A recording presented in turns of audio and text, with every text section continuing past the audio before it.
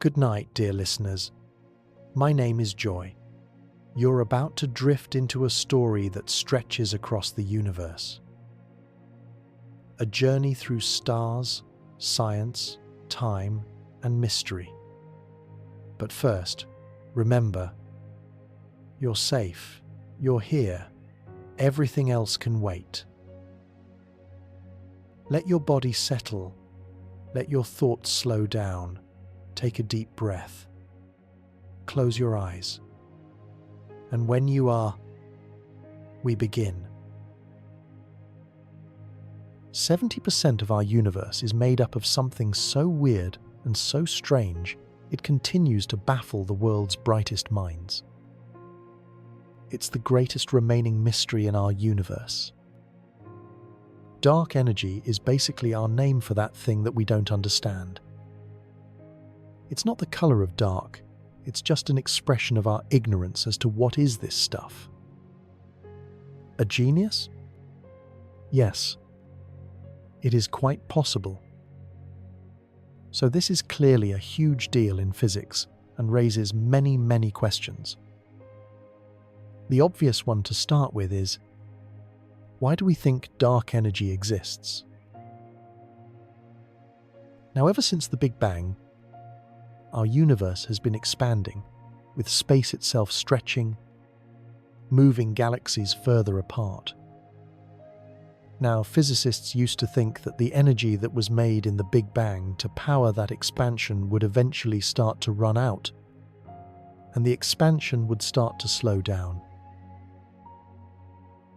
Then, a Nobel Prize-winning discovery turned all of that on its head. Saul Perlmutter and his team measured the way the universe was expanding by comparing the brightness of supernova. This is when a star runs out of fuel at the end of its life. They brighten as a fireworks and fade away, and they reach the same brightness. And you can then use that as an indicator of how far away it is by just looking to see how bright it appears to you. Just like when you watch a car recedes in the distance, you can tell how far away it is by how faintly tail lights look.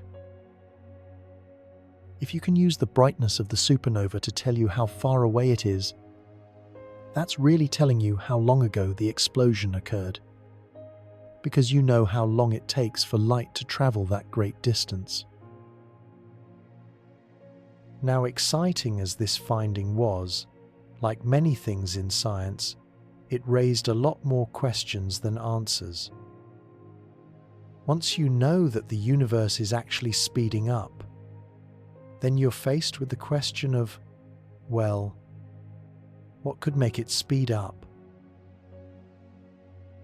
This mysterious thing that was causing this newly spotted phenomena that no one could explain was immediately called dark energy. Now, it's great to have a name for this, but it doesn't exactly explain what is driving this accelerated expansion. So what is this energy?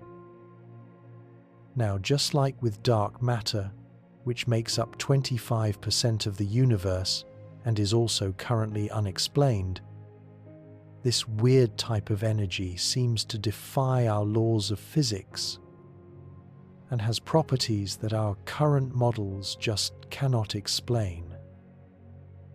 So you can think of it as, you get more space, you actually get more dark energy, which is like getting something for nothing, which is clearly ridiculous.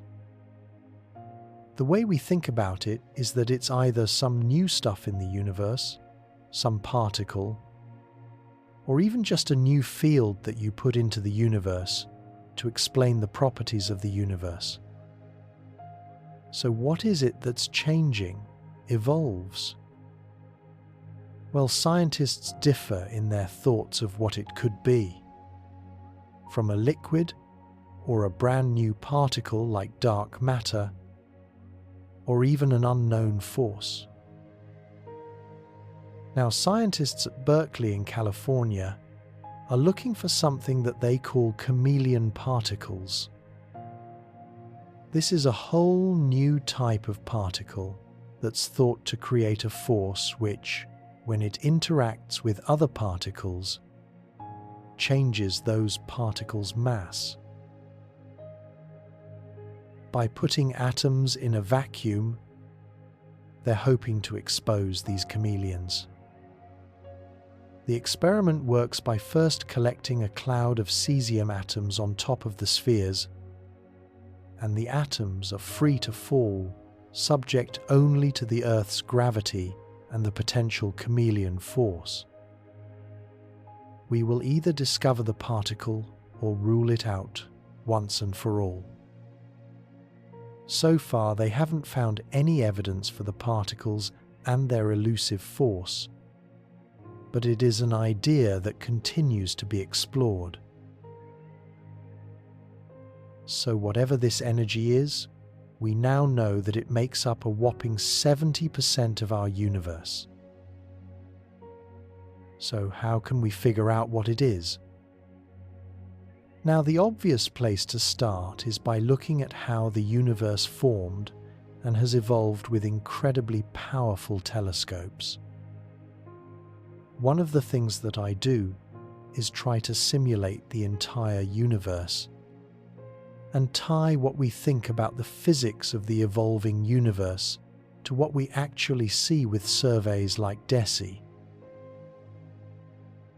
DESI, the Dark Energy Spectroscopic Instrument, is one of these incredibly powerful telescopes observing the distant universe. Now, the further away galaxies are, the younger they appear to us. That's because light takes time to travel to us. It can take even 1 billion years to reach us here on Earth. Thanks to this, we can look at the average distance between galaxies at different cosmic times and look how it's changed due to the expansion of the universe, and therefore figure out what is the role of dark energy. And what we need to do that is more detail. And we get more detail from more data. Now, there's a lot of projects and telescopes that are mapping the universe in this way. But one that we're all very excited for is the launch of the space telescope Euclid in 2022. It's the most powerful telescope ever created, even dwarfing the iconic Hubble Space Telescope, so it could be just what we need to solve this problem. These are going to be the biggest images that come down from in orbit. You have an image effectively of 625 megapixels, so that's roughly 300 HD television screens full of data, and that comes down every 10 minutes. This image takes roughly the same amount of data the Hubble has taken and will take in its entire lifetime in one day. Detail that we so desperately need to be able to solve this problem. We have lots of theories and hundreds of models that could still fit our data. When Euclid comes, lots of this can be thrown away, and it could narrow down the possibilities of what this dark energy island. Euclid will give us a coherent data set that we can test all these theories against. So dark energy remains the biggest mystery in physics. But with all these great scientific minds across the world, and all the projects focused so desperately on figuring out what this is, it might not be long before we finally find this huge missing piece of the puzzle. We need teams like Euclid. That's the only way you can get the data that you need. But to understand that data, to give it some interpretation, to give it an idea, could come from one person. That could be the next Einstein.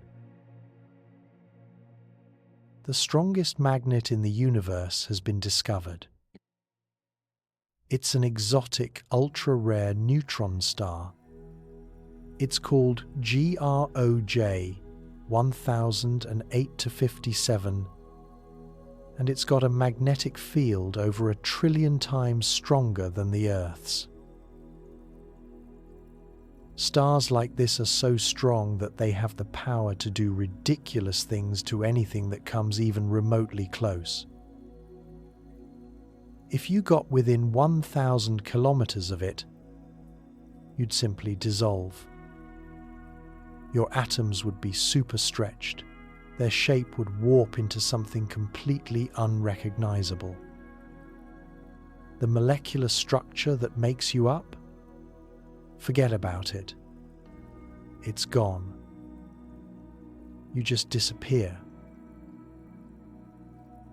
So nothing good can come from messing with a star like this.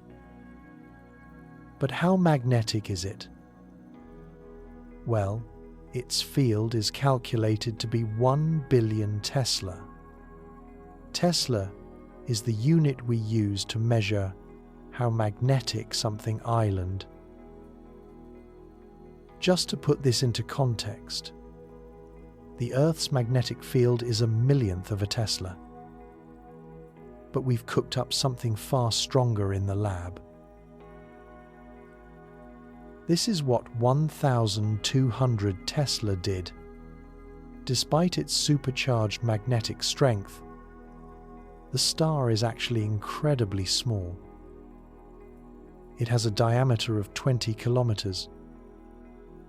You might be wondering just what makes a star like this so magnetic. First, we need to find out more about how these neutron stars and their rarer subtypes come about.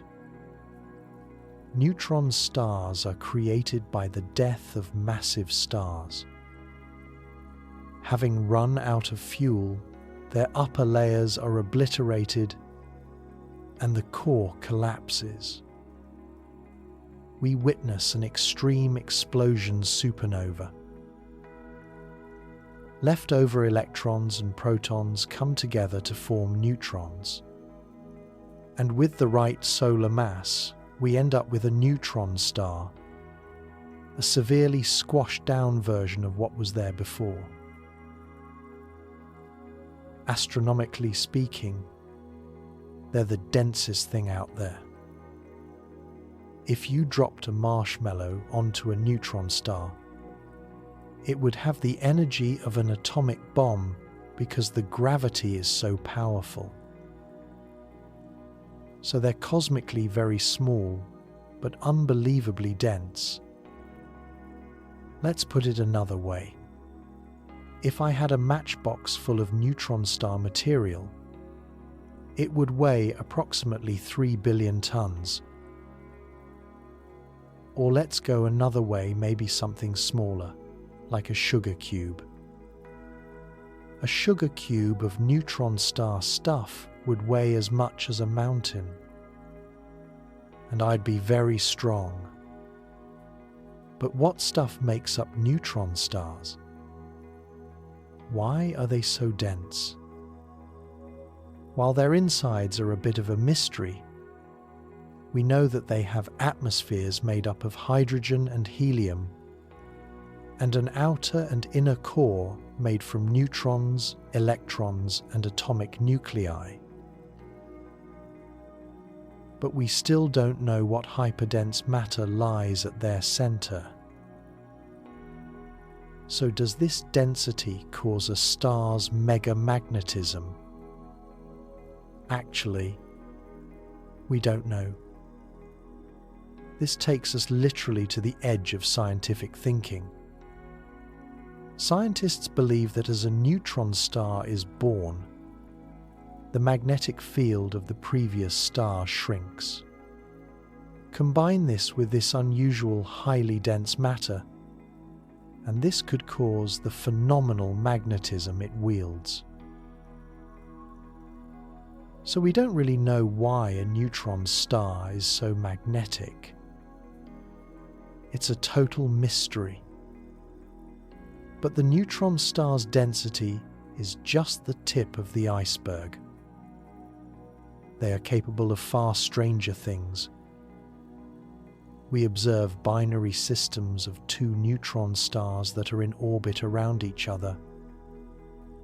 And when we observe these systems, we see them getting closer and closer together all the time. So what will happen eventually is that they're going to collide. And when they merge, the neutron stars will be completely destroyed and form a black hole. So when two neutron stars fuse together, colliding violently, this can create black holes. But this can also give birth to things called magnetars. And that's what is believed to have happened with our strongest magnet. However, there's another reason it's one of the rarest stars in existence. Not only was it once a magnetar, it's now what's known as an X-ray pulsar. This pulsar is truly incredible. It exists in a binary system with another star orbiting each other, but it's not an equal relationship.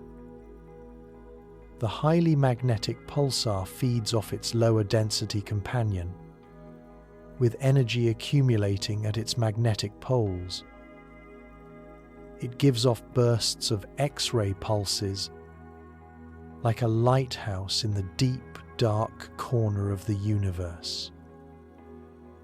Dame Jocelyn Bell discovered them in 1967 and wrote the rule book for how we monitor these phenomena.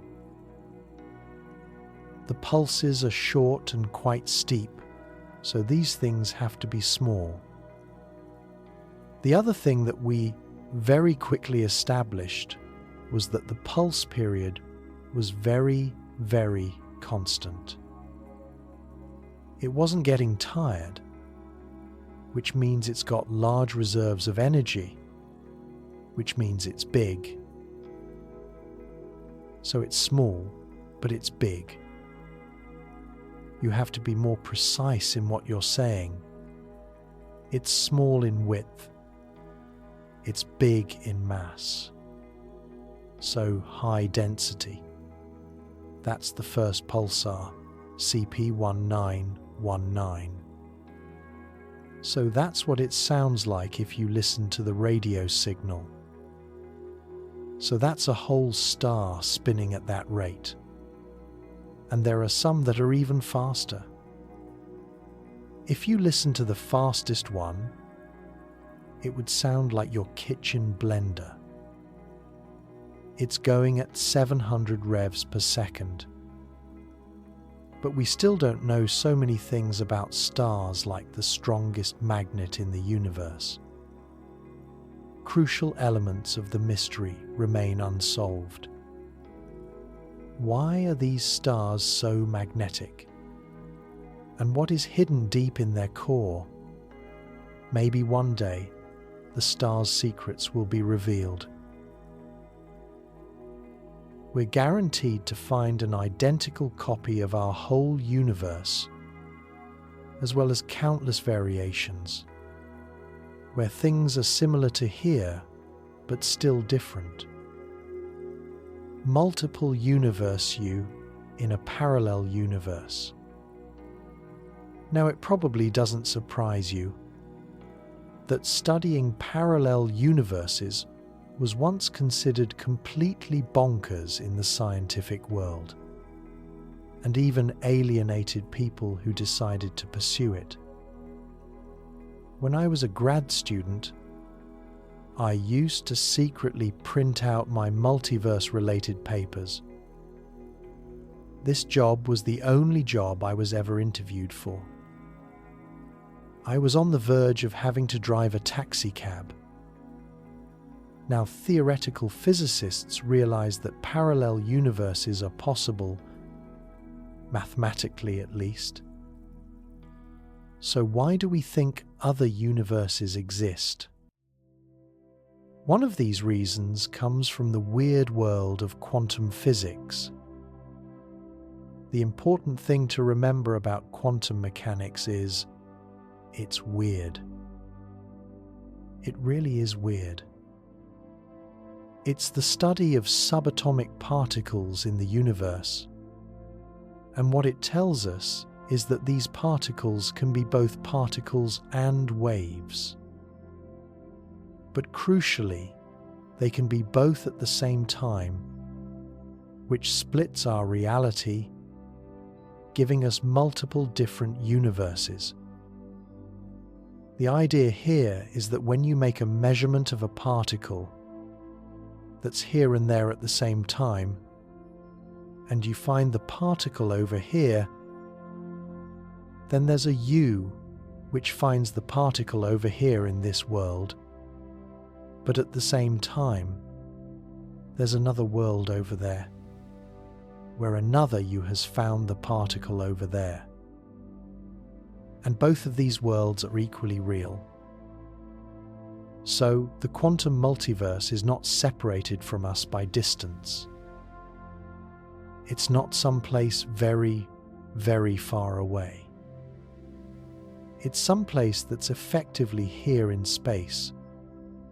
But the complexity of the quantum dynamics prevents these different branches from talking to each other.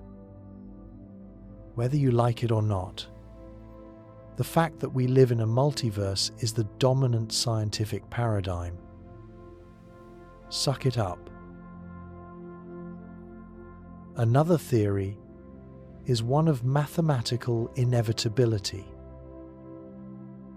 If our universe is made from a finite amount of simple matter, then it follows the other universes are made in a very similar way.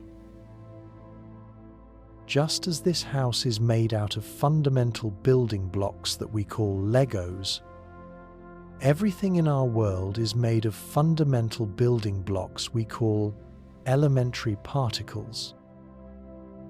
And if you have some random process arranging elementary building blocks in a finite volume, there are, of course, very, very many different ways in which it could do this.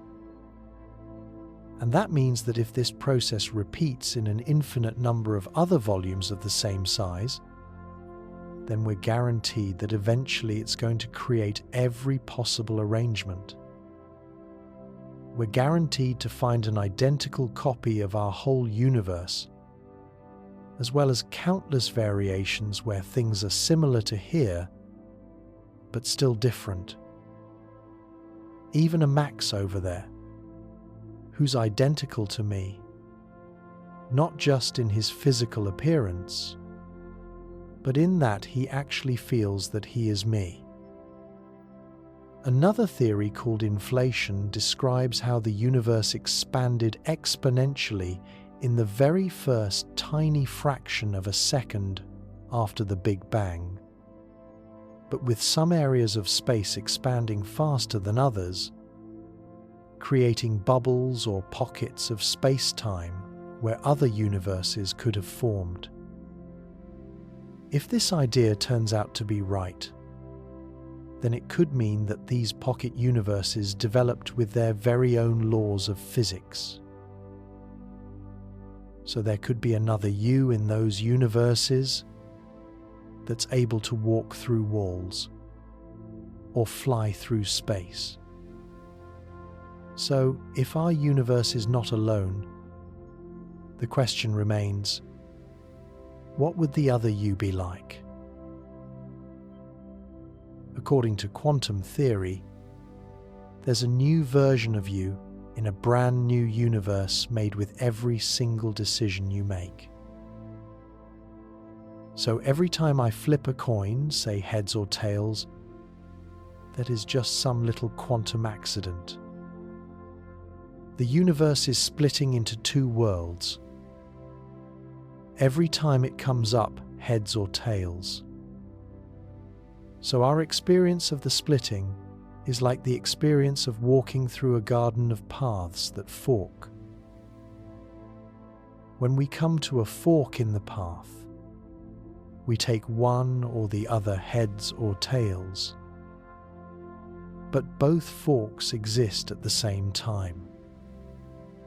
We only experience one of them.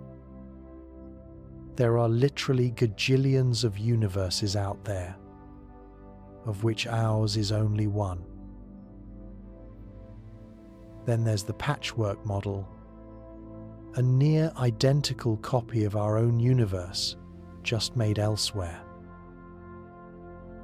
In this kind of parallel universe, there's another you that's very similar, just with subtle differences. We're guaranteed to find countless variations where things are similar to here, but still different. The dinosaur-killing asteroid that was our lucky break missed Earth. So there are no humans, just dinosaurs in Winchester today. There's another one where I didn't make it as a physicist, but I'm actually enjoying life working as a bartender. Then there's a whole bunch which are very similar, where I just chose to dress a little bit differently.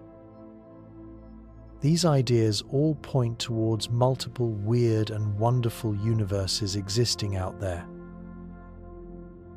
But with scientists not able to see the entirety of our own universe, how on earth can we prove that these other universes exist? Scientists think that they might be getting a little bit closer. Truth goes through 3 stages. First, it's ridiculed, then opposed strongly, and finally, it becomes self-evident. Perhaps now we are reaching this stage of self-evident. Scientist Laura Massini-Houghton found something really weird. She found evidence for what appeared to be 2 universes crossing over. The detection of the cold spot was one of the signatures that we predicted.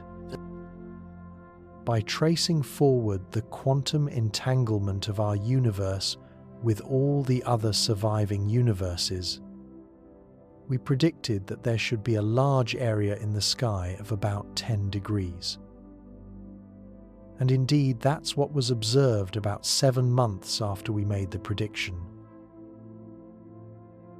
Recently, there's also been a big leap forward for inflation theory, which predicted that if this rapid expansion of the universe happened, it would send ripples out into the universe. We call these ripples gravitational waves. We'd never detected anything like this until 2015, when 2 experiments called LIGO and Virgo managed to detect gravitational waves coming from the merger of 2 black holes. With that detection made, it makes it more likely that we might be able to detect gravitational waves from inflation. But why should we really even care about figuring out if multiple universes exist? Well, it actually feeds into the age-old question of, what is our universe expanding into? If other multiple universes exist, perhaps our universe expands as neighboring ones contract. And this could actually tell us more about our own universe, and especially how our own universe will end.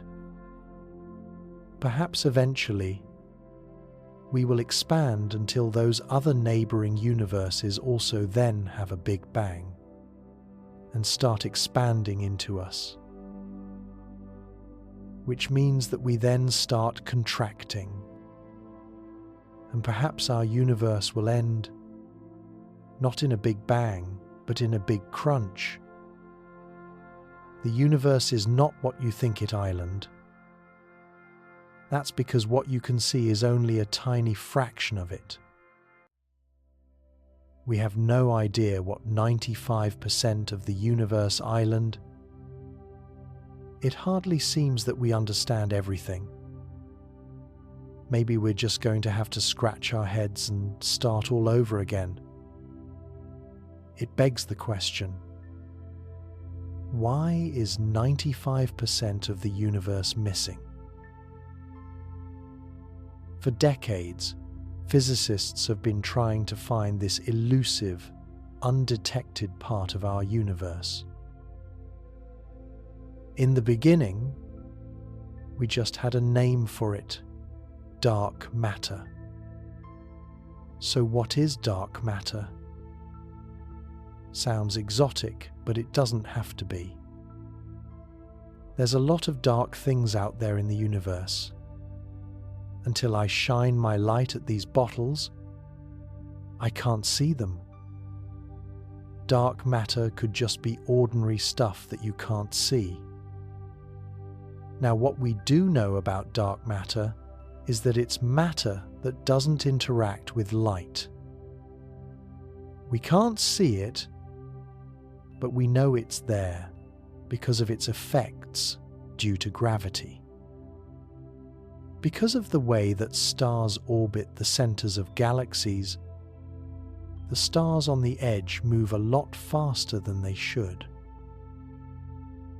So there has to be more matter out there on the outskirts. Well, there's an alternative idea for what the dark matter could be. What we think it is that it's some new kind of fundamental particle. Not neutrons, not protons, not ordinary atomic stuff, but something entirely new. And these particles are everywhere in the universe. They're flying around in our galaxy. They're in this room. Actually, there'd be billions going through you every second. You don't notice, but they're there. So, this invisible matter that dictates how our universe works is known by particle physicists as WIMPs, weakly interacting massive particles. If you can't see them, how do we find them? Part of the problem is that here on Earth, we're searching through a relative swamp of ordinary matter that we can see, which kind of blocks our view of the stuff that we can't see. If you were to try to build one of these experiments in a laboratory on the surface of the Earth, then your signal would be completely swamped by cosmic rays. They would just ruin your attempt to do the experiment because the count rate from the cosmic rays would be so high that you'd never be able to see the WIMPs. And that's why scientists are doing something that at first might seem pretty strange. They're going underground and searching in the dark. After walking a mile underground like this, you have to wonder about the fact that we may be looking in the wrong place. This is the inner vessel of Pico 2 liter. We call this project, and it goes inside that big recompression chamber. We put a liquid in there, what we call a superheated liquid. It makes it sensitive to radiation. So when particles strike the liquid that goes in there, normally it's now empty. They produce bubbles. Yes, electric sensors. They're very sophisticated microphones, and through sound, we are actually able to differentiate between different types of particles as well. You want sound? Good. dark matter, like it's actually very soft. It's not the loudest. But of course, there's a chance that looking for dark matter in this way, by essentially listening to it to see if it makes an appearance, it might never be possible. You do your job the best you can, and then you hope for the best. But nobody knows if there's wimps out there or not. We're trying. Now, other scientists are searching for this mysterious dark matter by using the world's largest physics experiment at CERN in Switzerland, the Large Hadron Collider. They're not listening out for it. They're attempting to make some from scratch. What they're doing is smashing together known particles at huge speeds to create huge energies in these impacts that might just spew off some particles of dark matter. When the protons collide, most of the time the particles they produce, nearly always, some new particles are created, but they tend to be low mass particles. But sometimes, very rarely, you produce these much more massive particles. And these are the guys that we're really looking for. So, the search for dark matter continues in underground labs and at CERN, and also by observing the night sky. And scientists believe they're getting closer to discovering what it's made of. But will we ever find it? You have to accept the evidence. And if it turns out that I wasted my life working on the wrong hypothesis, so be it. What I really want to know is, what is the universe made of? I can really see it as being a particle in nature. And I'm really driven, as we all are driven here, to try and find it. Hopefully, we will. If we don't, we dust ourselves off and move on. Whatever they do find will surely change the laws of physics as we know them. With scientists pushing new technologies and the boundaries of our knowledge. What's more, we've now realized that dark matter is only just the start of the story. So 15 years ago, some astronomers observing distant supernova saw that the distance to those supernova was larger than they expected. And so, the only way that they could understand that was to have a universe that started accelerating 3 billion years ago. And whether that carries on accelerating or not, we don't know. But what we do know is that there has to be another component of the universe, which we call this dark energy. But you don't know what it island. No idea. Not at all. No one. No one. There are more theories than there are theoreticians. So, while dark matter might make up 25% of the unknown stuff in the universe, there's this whole other whopping 70% made up of something called dark energy.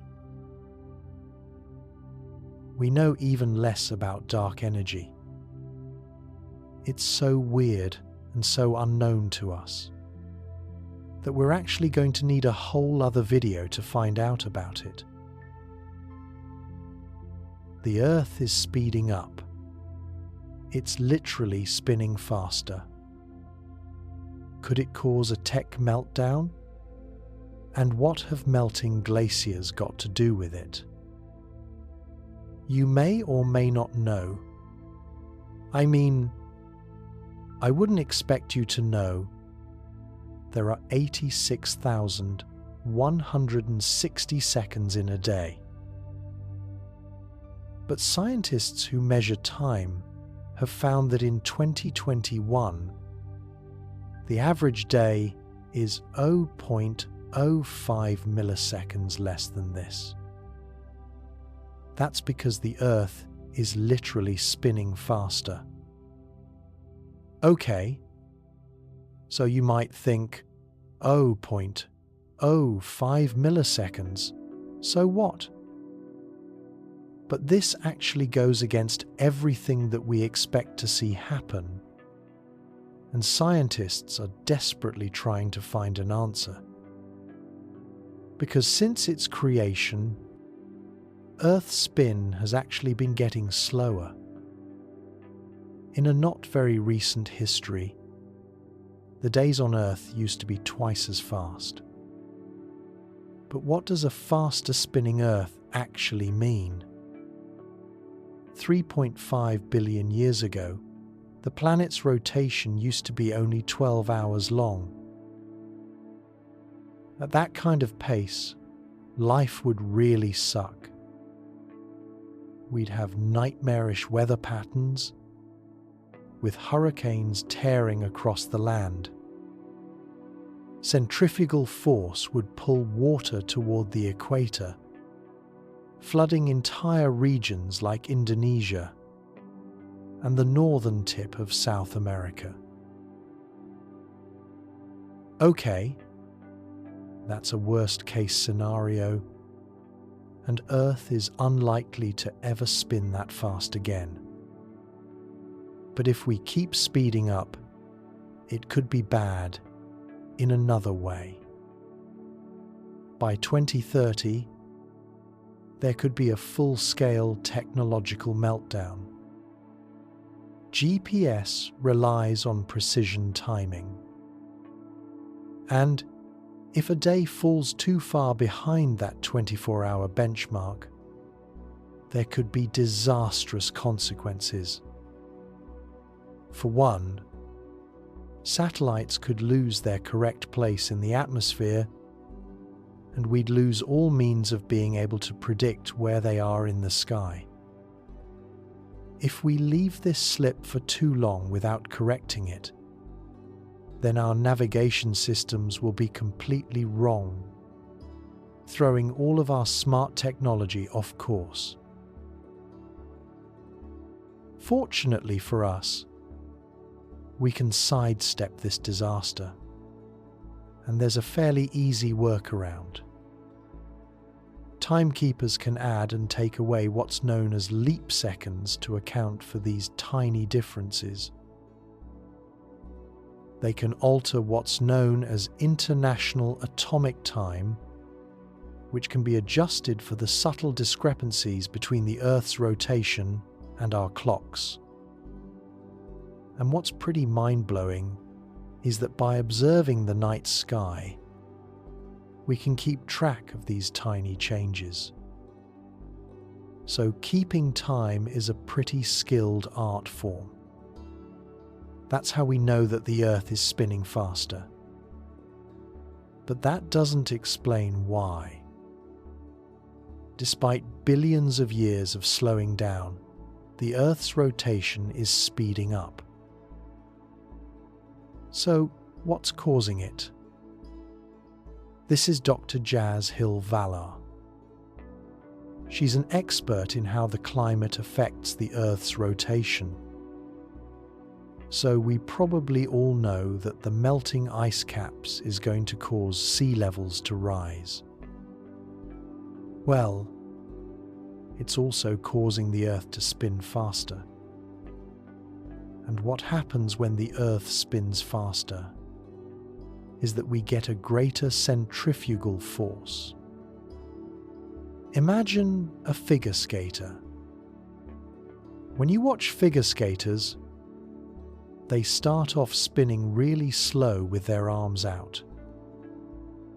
And as they bring their arms in, they start to turn faster and faster. That's because they're bringing more mass towards the center of their rotation. So, how can that happen on the Earth? Well, water has this crazy property where, when it freezes, it actually expands. So if you think about all of the glaciers and the mountains and the ice sheets as being these huge, tall, towering sheets of ice, well, what would happen if we suddenly melted them really quickly? Which is something that we're seeing happening at the moment. If we take all of that mass in those glaciers and those ice sheets, and suddenly it melts and gets closer and closer to the surface, just like the figure skater bringing their arms in, all of that mass is going towards the center of rotation, meaning that the Earth is going to start spinning faster. So what happens if the Earth keeps spinning faster? Well, for one, our days could get shorter. We already adjust for these changes by adding leap seconds when the Earth slows down. But if it keeps speeding up, scientists might have to do the opposite. Introduce a negative leap second. This has never been done before. It would mean removing a second from our global timekeeping systems. That might sound easy enough, but in our digitally synchronized world, even a 1-second difference could wreak havoc. Computer systems, satellites, financial networks all rely on precise timing. And taking away a second could cause glitches, bugs, or even shutdowns. There are also concerns about what sustained changes in Earth's spin could mean. Would they affect our weather? Our tides? Our biological rhythms? We don't fully know yet. But what's certain is that time, something we thought was so steady, is a bit more flexible than we imagined. It's changing right beneath our feet.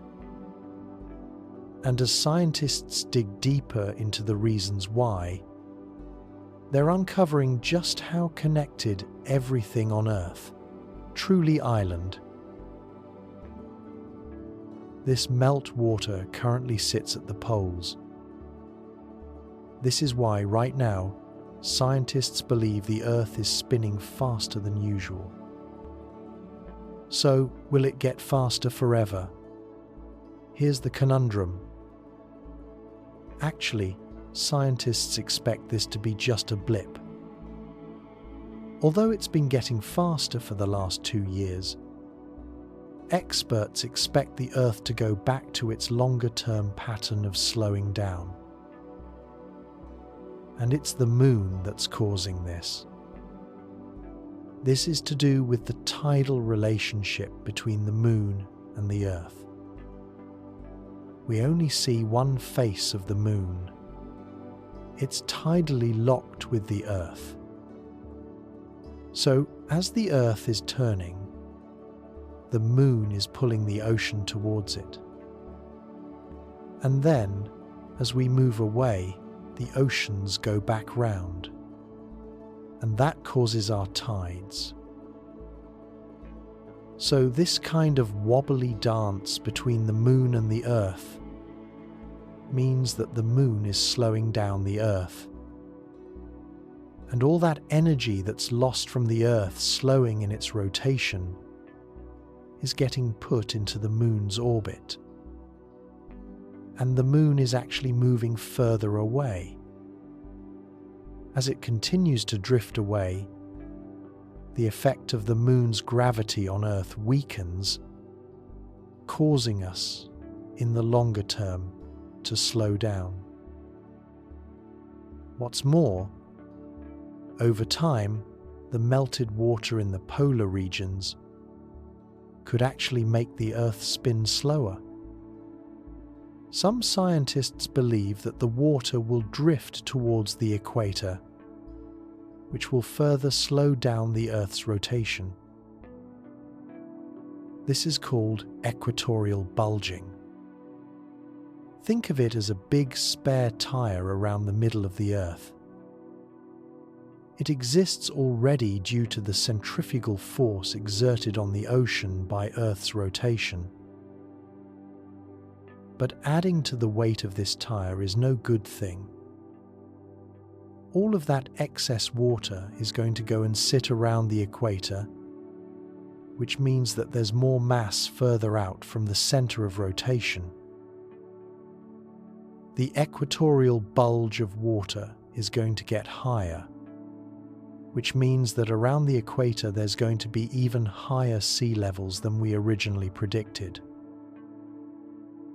It could mean that hurricanes and typhoons and cyclones that form at the equator could become more severe because there's more water vapor there. So the increased severity of these storms, because of the Earth spinning faster, is probably only going to be a temporary effect. But that doesn't mean we shouldn't be worried about it, because more severe storms means that we're going to see more severe natural disasters happening all over the planet.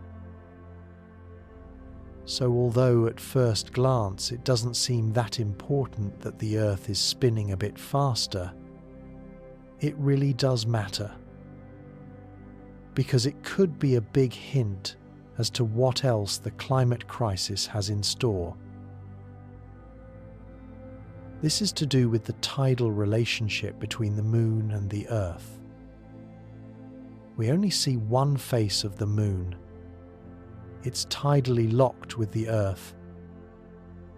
So as the Earth is turning, the Moon is pulling the ocean towards it. And then, as we move away, the oceans go back round, and that causes our tides. This kind of wobbly dance between the Moon and the Earth means the Moon is slowing down the Earth. And all that energy that's lost from Earth slowing in its rotation gets put into the Moon's orbit. The Moon is actually moving further away. As it continues to drift, its pull on Earth weakens, and in the long term, that means Earth slows down. Meanwhile, some scientists think that the melted water at the poles will drift toward the equator, making Earth spin even slower. This is called equatorial bulging. It's like a big spare tire around the planet. It exists already down to the centrifugal force exerted on the ocean by Earth's rotation. But adding to the weight of this tire is no good thing. All of that excess water is going to go and sit around the equator, which means that there's more mass further out from the center of rotation. The equatorial bulge of water is going to get higher, which means that around the equator there's going to be even higher sea levels than we originally predicted. It could mean that hurricanes and typhoons and cyclones that form at the equator could become more severe because there's more water vapor there. So the increased severity of these storms, because of the Earth spinning faster, is probably only going to be a temporary effect.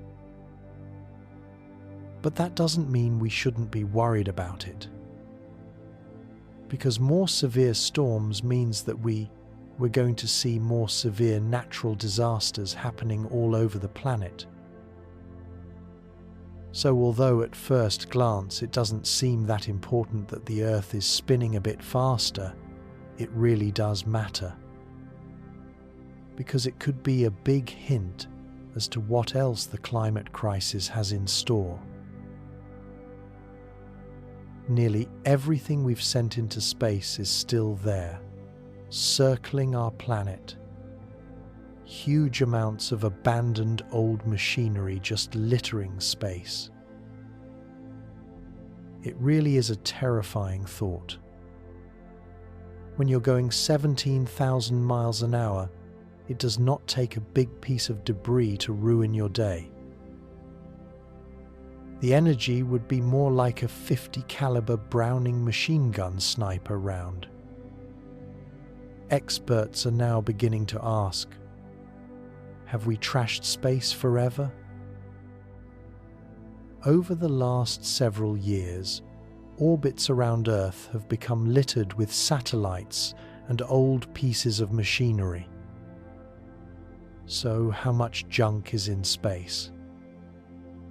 Junk is all the stuff that we've launched into orbit that no longer serves a useful purpose. So it's satellites, it's rocket bodies, it's, old gloves. Basically litter that was left in space. Now this isn't a trivial issue, because as we enter into a period of more rapid space expansion, from space tourism to companies putting more smaller satellites into space, it's now estimated that the number of pieces of space junk up there is over 130 million pieces that are orbiting the Earth. And that number is only growing. So space is being littered with these dangerous, uncrewed pieces of machinery flying through space at breakneck speeds. It's a lethal accident waiting to happen. So what happens when junk collides? Going around in 2009, NASA actually had to order an emergency evacuation of the International Space Station when they discovered a piece of space junk about the same size as a CD traveling towards them at 8 kilometers a second. We got a call that we were having a red conjunction. We're looking around, what the heck is a red conjunction here? Because we hadn't really trained for it. It was a little bit chaotic, because this was the first time we had had one of these. It's either going to hit or it's not going to hit, and so worrying about it doesn't help you. All you have to do is just prepare everything that you need to prepare, so that if it hits, then you're in the best possible configuration. Now, thankfully, the ISS wasn't hit that time, but this is a genuine concern for NASA, ESA, and other space agencies. Because if it was hit, the damage would be catastrophic. It gets hit by something relatively small, penetrates. But because the pressure inside, it just forces the modules to open up, just like a balloon bursting. And that happens extremely quickly, and with no chance that an astronaut in that module could ever get out. In fact, you can recreate these kind of collisions in a lab, and it really reveals how dangerous they really are. And this wouldn't just cause issues up in space. With so much of our modern world dependent on satellites, for things like navigation and the internet, communications, weather forecasting, it would cause absolute havoc down here on Earth as well.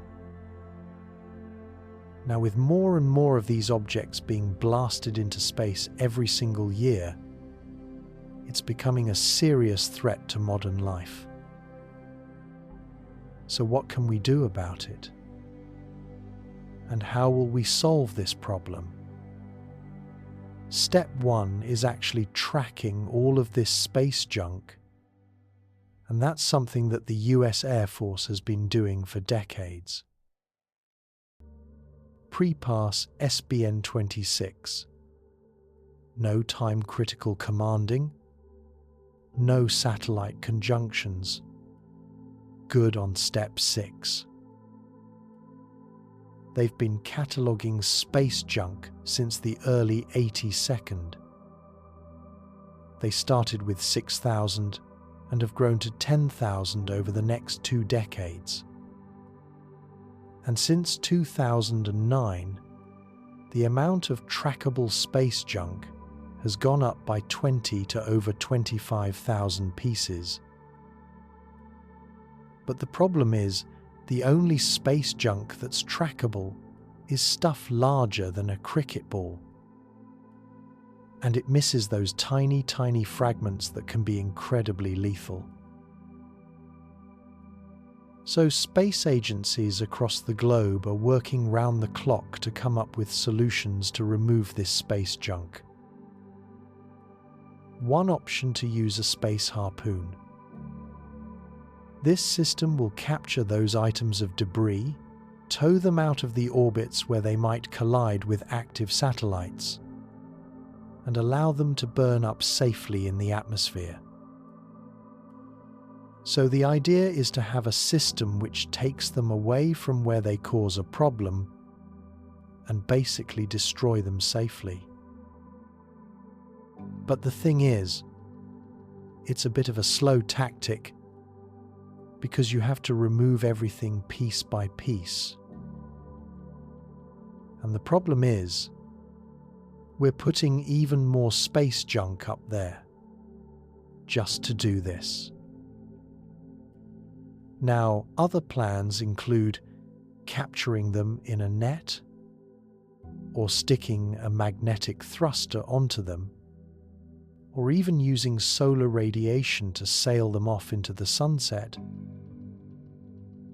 It just shows, though, with so many of these ideas being developed, how dangerous of an issue this actually island. And if our quest to remove this junk fails, and with the increase in objects littering space every single day, question is, have we ruined space forever? So, just like we've seen laws come in to protect our environment here on Earth, we could also see laws come in to help protect space and the environment around Earth, with the hope of preserving the wonder and the beauty of the night sky for generations to come.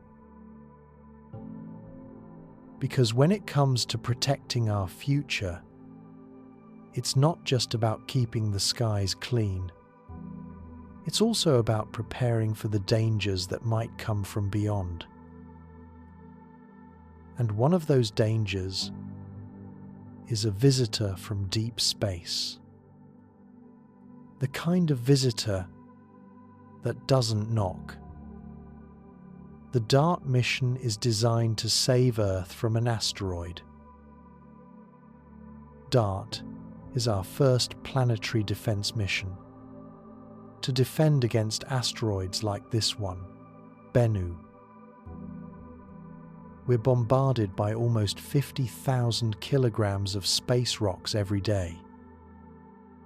Most are tiny and burn up in the atmosphere as shooting stars, but some bigger ones can cause real damage, like this meteor in Chelyabinsk, Russia in 2013, which exploded with the power of 13 Hiroshima bombs.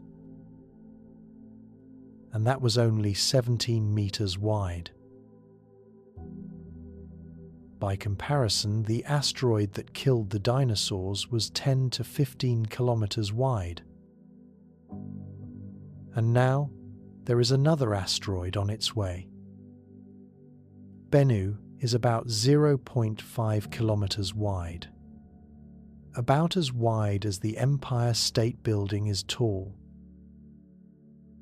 Between the years 2175 and 2199, there is a 1-inch, 2,700 chance of Bennu impacting Earth. Doesn't sound like much of a risk, but if it does hit, it will have the power of 80,000 Hiroshima bombs. But don't worry, NASA and the European Space Agency are on it. Enter DART, the Double Asteroid Redirection Test. Developed and led for NASA by Johns Hopkins University's Applied Physics Laboratory, it does what it says on the tin. At least, that's the aim. DART is a demonstration of the kinetic impact technique, just slamming a spacecraft into the asteroid. Brilliant. I'm Lindley Johnson, and I am NASA's first ever planetary defense officer. This mission will demonstrate that humankind doesn't have to worry about going the way of the dinosaurs. Why double? It's called the Double Asteroid Redirection Test because we are targeting a binary asteroid system called Didymos, which means twins. We're impacting the Moon to change the Moon's orbit around the larger asteroid. The impact effects of an asteroid the size of Dimorphos, the Moon of Didymos, about 160 meters or so, roughly the size of a small football stadium, would affect an area of a small US state or European nation. So it's important that we be able to protect life on Earth with this capability.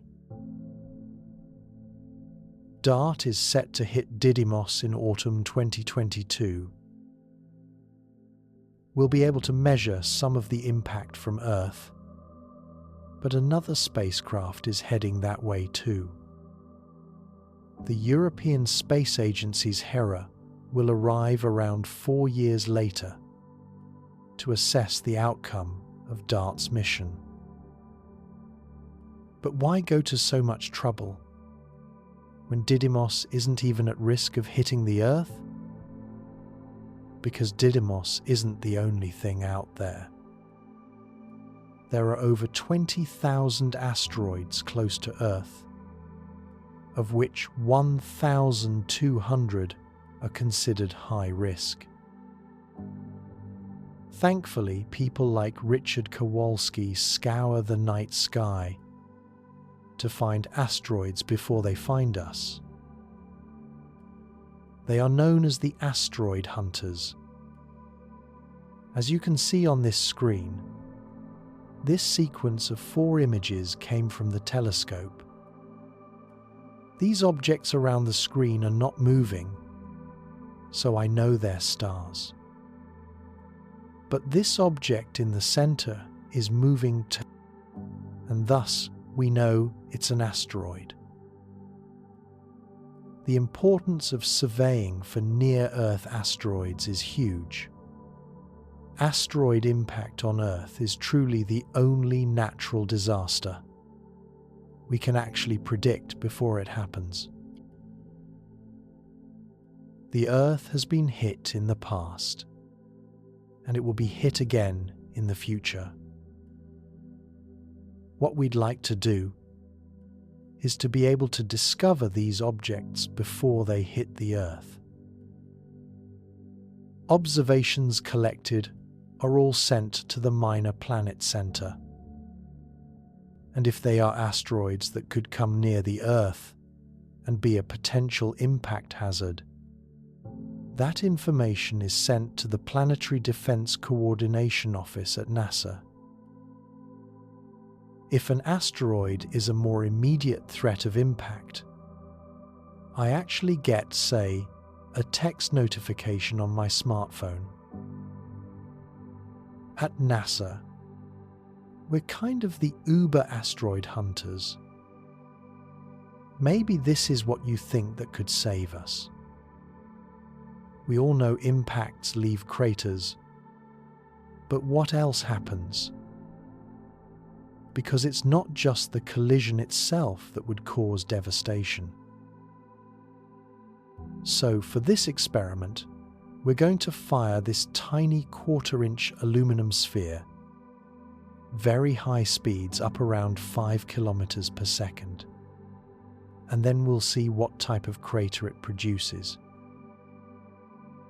So we use sand because it records a shock effects very clearly.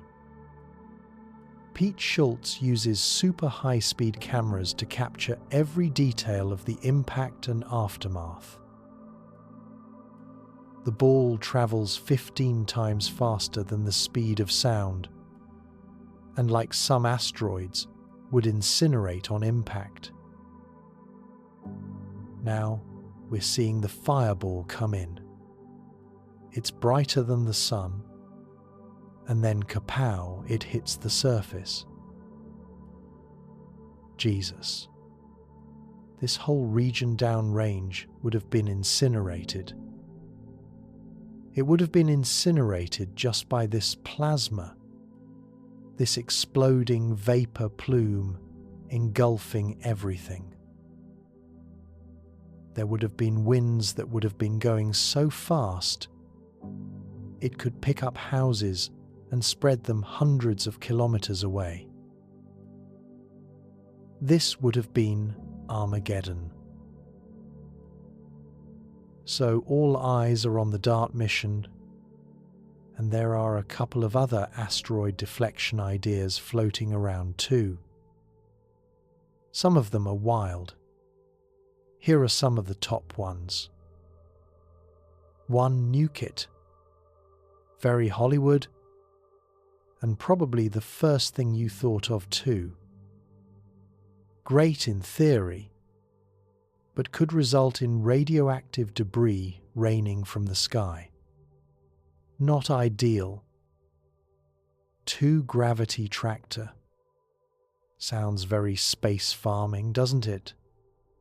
The idea here is to fly a device next to an asteroid, so it slowly pulls it away from the Earth's path. This offers a lot of control, but it might not be effective for anything over 500 meters in diameter. 3. Paintballs. Yeah, you heard right, paintballs. Personally, my favorite suggestion. First, the act of shooting the asteroid would deflect it, and also using white reflective paint means that the force of the sun's photons would theoretically push the asteroid even further off course. The downside, you'd need about 20 years' notice for it to work. So we've got paintballs, tractors, and nukes, which might all seem like crazy ideas, but they're serious contenders. For now, though, it's all eyes on DART and its mission to save the world. Even as we sleep, satellites orbit, telescopes search, and minds dream of distant worlds. Somewhere, someone is watching the stars, not with fear, but with hope. Not to run from danger, but to understand it, to prepare, to protect. As you close your eyes, remember, even in the vastness of space, We are not alone. We are watching over each other. The universe is big, but so is the heart of humanity. Sleep well and let your dreams drift through galaxies.